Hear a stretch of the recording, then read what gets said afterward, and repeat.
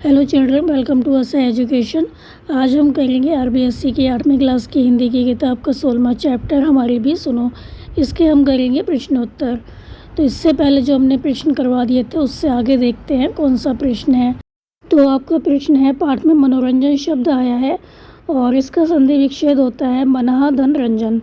तो यहाँ विसर्ग के बाहर आने पर विसर्ग का क्या हो गया, ओ हो गया है। तो यह विसर्ग संधि का उदाहरण है।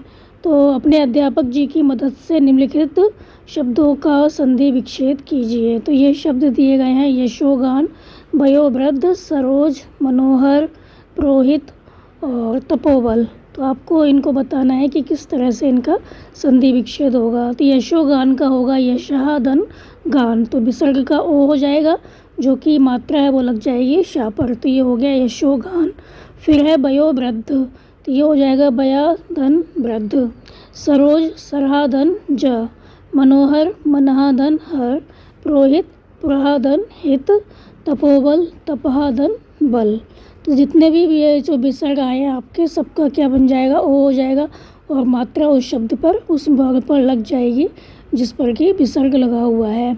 जैसे तपोबल है तो तपहा धन बल, तो पा पर क्या हुआ, ओ की मात्रा लग जाएगी। और पुरहा धन हित में रा पर ओ की मात्रा, मनहा धन हर में ना पर ओ की मात्रा, सरहा धन जा में रा पर ओ की मात्रा, भया धन वृद्ध में या पर ओ की मात्रा लग जाएगी। और यशः धन गान में शाह पर ओ की मात्रा लग जाएगी। तो जहाँ पर भी विसर्ग के बाद कोई शब्द आता है तो विसर्ग का क्या हो जाता है, ओ हो जाता है। ये विसर्ग संधि का एग्जाम्पल है। फिर आपका अगला प्रश्न है, निम्नलिखित अनुच्छेद में उचित विराम चिन्ह लगाइए। तो आपको देखना है कि कौन सा चिन्ह कहाँ पर आएगा। यह है, अरे आप लोगों को लड़ने झगड़ने के अलावा कोई काम नहीं है क्या, दादी बोली। तो दादी ने क्या कहा, अरे आप लोगों को लड़ने झगड़ने के अलावा कोई काम नहीं है क्या। तो जो दादी ने कहा वो हम लिख देंगे इन्वर्टेड कॉमा में। और अरे के बाद हम लगाएंगे विस्मयादिबोधक चिन्ह, और क्या के बाद हम लगा देंगे प्रश्नवाचक चिन्ह। प्रश्न कहा है, उन्होंने प्रश्न पूछा है कि अरे आप लोगों को लड़ने झगड़ने के अलावा कोई काम नहीं है क्या, दादी बोली। बोली के बाद हम लगा देंगे कॉमा। अनुराग तो चुप हो गया, राधिका बोली। तो अनुराग ने क्या किया, वो कुछ नहीं बोला, अनुराग तो चुप हो गया। राधिका बोली, राधिका बोली क्या बोली, अनुराग तो चुप हो गया। फिर मनीषा कहती है इस ज़माने में लड़ना बुरी बात है, मनीषा कहती है कॉमा। फिर जो उसने कहा वो हम लिख देंगे इन्वर्टेड कॉमा में। तो जो कथन उसने कहा पूरा जाएगा इन्वर्टेड कॉमा में कि इस ज़माने में लड़ना बुरी बात है, और आप ही ने तो एक दिन कहा था सत्य की रक्षा के लिए लड़ना हमारा धर्म है। फिर आपका अगला प्रश्न है कि पाठ के आधार पर निम्नलिखित को पात्र मानकर एक एक पृष्ठ में संवाद लिखिए। पेन और कॉपी, चाक और ब्लैक बोर्ड। तो आपको क्या करना है, पेन और कॉपी को एक पात्र मानना है और आपको कुछ लिखना है संवाद।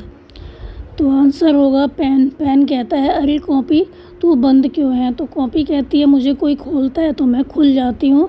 तो पेन कहता है मुझे तुम पर कुछ लिखना है, मैं तुम पर कुछ लिखना चाहता हूँ। तो जो कॉपी है वो कहती है काम की बातें ही लिखना। तो पेन कहता है मैं कुछ भी लिखूँ तुम्हें इससे क्या मतलब। तो कॉपी कहती है मतलब है तभी तो टोक रही हूँ। तो पेन कहता है अच्छा तुझ पर एक अच्छी कविता लिखता हूँ। तो कॉपी है वो कहती है केवल कविता लिखना, कोई गप मत लिखना, मतलब कविता ही लिखना, कुछ ऊटपटांग मत लिखना, ऐसी गप्पे मत लिख देना। तो आप यहाँ पर कुछ भी संवाद लिख सकते हैं अपनी इच्छा से। अगला संवाद है चौक और ब्लैक बोर्ड का। तो चौक है वो ब्लैक बोर्ड से कहती है अरे ब्लैक बोर्ड तू आज खुरदरा क्यों लग रहा है।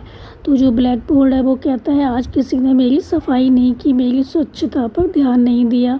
तो जो चौक है वो कहती है चल कोई बात नहीं, फिर भी मैं तुझ पर लिखती हूँ। तो ब्लैक बोर्ड है वो कहता है वो तो तू रोज़ ही लिखती है। तो जो चौक है वो कहती है ये तो मेरी मर्जी है, मैं लिखूँ या ना लिखूँ। तो ब्लैक बोर्ड है वो कहता है कि चौक आज कोई सुंदर सा चित्र बना दे मेरे ऊपर।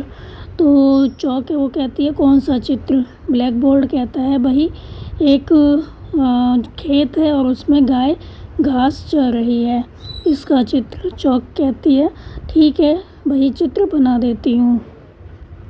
इस तरह से आप कोई भी वार्तालाप लिख सकते हैं, संवाद लिख सकते हैं। फिर आपका अगला प्रश्न है इस एकांकी में आया है पानी का पानी उतर गया है। पानी का पानी उतरने से क्या आशय है। तो इसका मतलब है पानी ने अपनी निर्मलता छोड़ दी है और वो बेशर्म हो गया है। फिर आपका प्रश्न है, यदि पानी नहीं हो तो हमारा जीवन कैसा होगा, लिखिए। तो यदि पानी नहीं होगा तो हमारा जीवन कैसा होगा, पानी के बिना क्या होगा। तो यदि पानी नहीं हो तो धरती पर जीवन नहीं रहेगा, पृथ्वी पर जीवन नहीं रहेगा। पानी के बिना ना तो पेड़ पौधे रह पाएंगे, ना जीव जंतु, ना मानव जीवित रहेगा। तो धरती पर पानी है तभी यहाँ पर सारे जीव जंतु और प्रकृति जीवित है। अन्य अनेक ग्रह ऐसे हैं जहाँ पानी नहीं है तो वहाँ पर जीवन भी नहीं है। पानी के ना होने पर तो कुछ भी नहीं रह पाएगा। तो पानी के बिना तो हम जीवन की कल्पना ही नहीं कर सकते। फिर अगला प्रश्न है, जिस समय बिजली का आविष्कार नहीं हुआ था उस समय भी लोग रोशनी करते थे, उन साधनों की सूची बनाइए। तो जिस समय बिजली का आविष्कार नहीं हुआ था रोशनी तो तब भी लोग किया करते थे, तो कैसे करते थे वो रोशनी, वो बताना है आपको। तो आंसर होगा, जब बिजली का आविष्कार नहीं हुआ था तब लोग क्या करते थे, सूखी लकड़ियाँ जो होती हैं और सूखी घास होती है उसको जलाकर रोशनी करते थे। पहाड़ी क्षेत्रों में बाँस को जलाकर रोशनी की जाती थी और सरसों का तेल या अन्य तरह के खाद्य तेल के दीपक जलाए जाते थे। घी के बड़े बड़े दीपक जलाए जाते थे। चूना, पानी और नौसादर आदि के मिश्रण से दीपक जलाए जाते थे। मिट्टी के तेल का आविष्कार होने से क्या हुआ, चिमनी, लालटेन और पेट्रोमैक्स से रोशनी की जाती थी। मोमबत्ती एवं खनिज तेलों के उपयोग से रोशनी की जाती थी और अभी भी ग्रामीण क्षेत्रों में बिजली ना होने पर चिमनी, लालटेन या दीपक से रोशनी की जाती है। तो अगला प्रश्न है, हम बिजली व पानी को कैसे बचा सकते हैं। तो बिजली और पानी को बचाने के कौन कौन से उपाय हैं। बिजली बचाने के उपाय हमने आपको पहले बताए थे दीर्घ उत्तरात्मक प्रश्न में, आप वही यहाँ पर लिख दीजिए। और पानी को कैसे बचा सकते हैं वो हम देखते हैं। पहला है, भूगर्भ से कम मात्रा में पानी निकाला जाए। जो हम ज़मीन में से पानी निकालते हैं वो कम मात्रा में निकाला जाए। वर्षा का पानी भूगर्भ में डाला जाए। कुओं, तालाबों एवं जोहरों को स्वच्छ रखा जाए। नदियों में गंदगी नहीं डाली जाए। बाग बगीचों में ज़रूरत से ज़्यादा पानी ना बहाया जाए और नहरों के पानी का सही उपयोग किया जाए। पानी व्यर्थ में बहने नहीं दिया जाए और पेयजल स्रोतों को रासायनिक अम्लों के संक्रमण से बचाया जाए।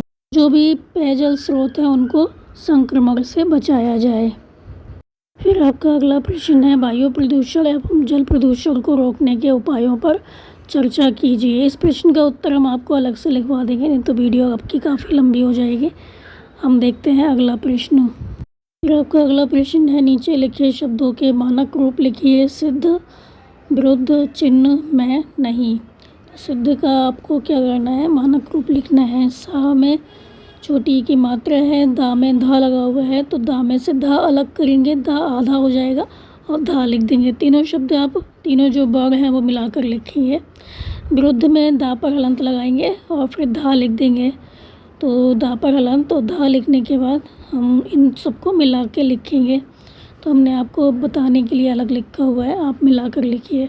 चिन्ह में हा पे हलंत लगाएंगे, ना लिख देंगे, मैं और नहीं, इस तरह से ही लिखे जाएंगे। तो ये थे आपके इस चैप्टर के प्रश्न उत्तर बच्चों, आप इनको अच्छे से समझ कर याद कर लीजिए और हमारे चैनल आशा एजुकेशन को लाइक कीजिए, सब्सक्राइब कीजिए और शेयर करना बिल्कुल मत भूला करिए। Thank you.